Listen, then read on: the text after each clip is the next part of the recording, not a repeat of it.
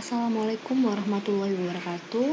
Kembali lagi dengan saya Elda Ferdianasari dengan NIM 17050974006 Prodi S1 Pendidikan Teknologi Informasi Universitas Negeri Surabaya.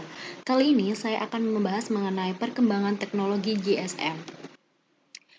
Nah, di sini itu serangkaian perkembangan teknologi GSM yang mana dimulai dengan generasi pertama, kedua, ketiga, hingga keempat.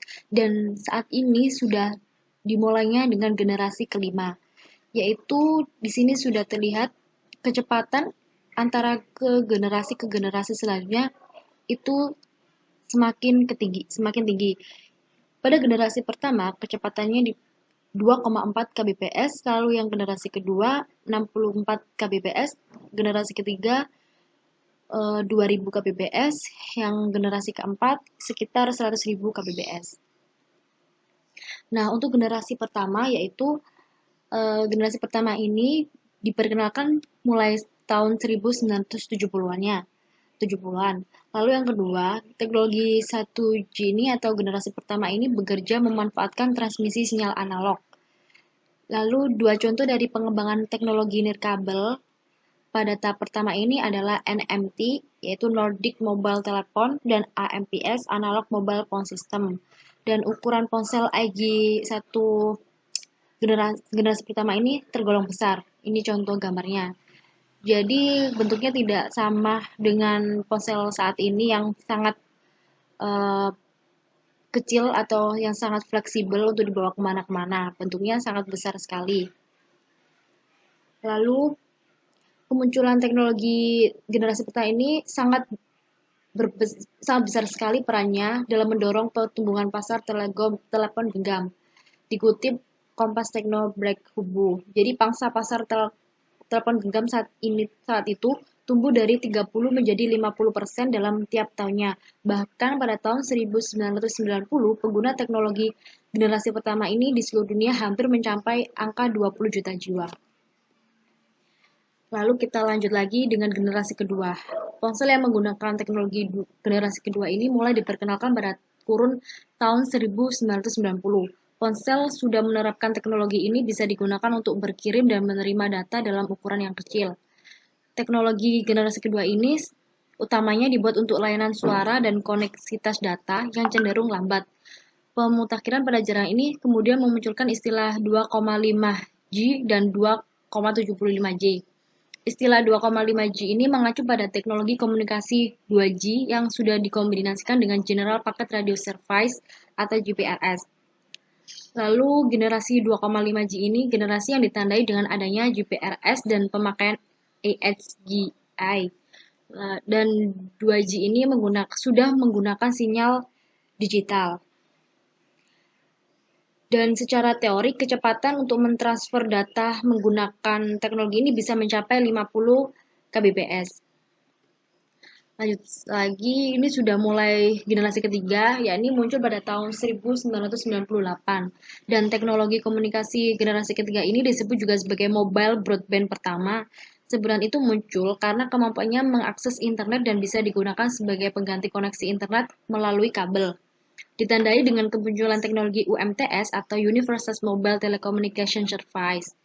Lalu teknologi ini juga sudah memungkinkan untuk dengan transfer audio, grafis maupun video yang sebelumnya hanya berupa mengirim pesan saja. Lalu yang kelima, International Telecommunication Union menyebutkan bahwa teknologi 3G ini diharapkan bisa mewujudkan kecepatan transfer data minimal 2 Mbps untuk pengguna yang sedang, diam, atau berjalan, dan 340 kbps jika sedang bergerak dalam kecepatan tinggi. Teknologi komunikasi 3G pun berkembang ke masa transisi menuju generasi keempat atau 4G.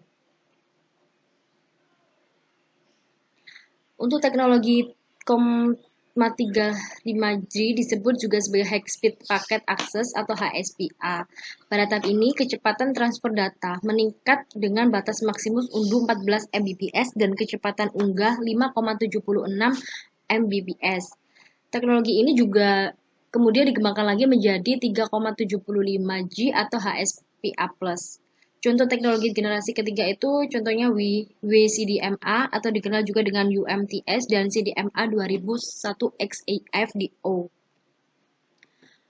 Nah, di sini sudah mulai menuju ke generasi keempat, yaitu ada dua sebutan untuk teknologi komunikasi 4G yang saat ini dikenal, atau yang pada saat itu dikenal karena saat ini sudah memulai dengan perkembangan 5G. Jadi pertama adalah Long Term Evolution atau LTE, serta Long Term Evaluation Advanced atau LTAI. Lalu yang kedua ditandai dengan layanan akses internet yang lebih lengkap dengan basis internet protokol dan adanya pengembangan Wi-Fi dan WiMAX. Dan teknologi LTE ini secara teori menawarkan kecepatan unduh atau download hingga 100 Mbps dan kecepatan unggah upload hingga 50 Mbps. Jadi semakin besar setiap generasi yang muncul, semakin besar generasi atau semakin baru generasi yang dimunculkan, maka semakin besar atau semakin cepat penawarannya untuk unduh maupun unggah. Lalu, organisasi internasional tersebut mengeluarkan International Mobile Telecommunication Advantage (IMTI) yang berisi syarat sebuah teknologi komunikasi 4G. Jadi dalam kecepatan 4G ini, organisasi internasional juga memiliki syarat-syarat untuk apakah pantas, apakah benar dengan menggunakan 4G ini. Syarat tersebut menyatakan bahwa sebuah teknologi 4G harus memiliki kecepatan unduh maksimal 1 Gbps dan unggah maksimal 500 Mbps. Lalu, sedangkan LTE yang seringkali disebut sebagai 4G oleh operator seluler belum mencapai syarat tersebut. Berdasarkan hal tersebut, maka teknologi LTE lah yang didorong untuk muncul sebagai teknologi True 4G. Dan Indonesia sendiri pada saat itu sudah mulai bisa merasakan keberadaan teknologi 4G LTE, meskipun belum menyeluruh, belum mudah dijangkau.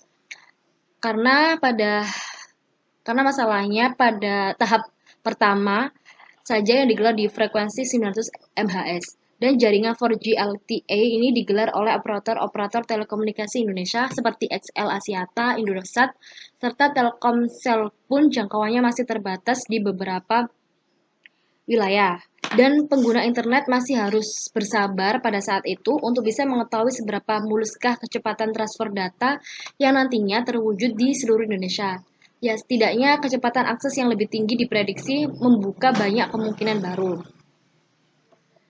Nah, di sini ada evolusi chart PLMN. Jadi, semakin tinggi jaringan atau jangkauannya, maka semakin cepat kecepatan yang ditawarkan. Ini mobilitasnya untuk jaringan pertama yaitu Mbps, terus roamingnya sudah memasuki TDMA, GSM, dan PDC.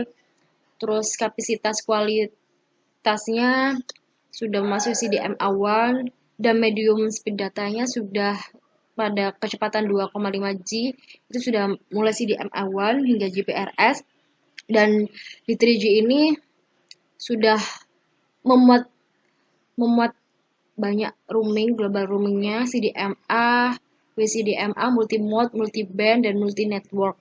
Jaringannya sudah semakin cepat untuk dirasakan atau yang digunakan. Nah, kita sudah memasuki 5G, yaitu ini ibarat gambaran pada saat 2G itu hanya bisa mengirim pesan saja yang ditawarkan. Lalu untuk 3G yang ditawarkan sudah mulai bisa mengirim pesan dan internet akses.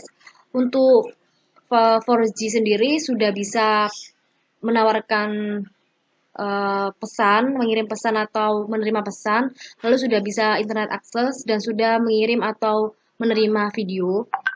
Lalu untuk 5G ini yang saat ini sedang dikembangkan, itu sudah mulai bisa mengirim pesan, terus internet akses, terus ultra HD and 3D video, lalu juga ditawarkan smart home, maksudnya di mana nantinya pada setiap rumah itu akan muncul IoT, menggunakan IoT, Internet of Things, dengan yang ditawarkan 5G ini.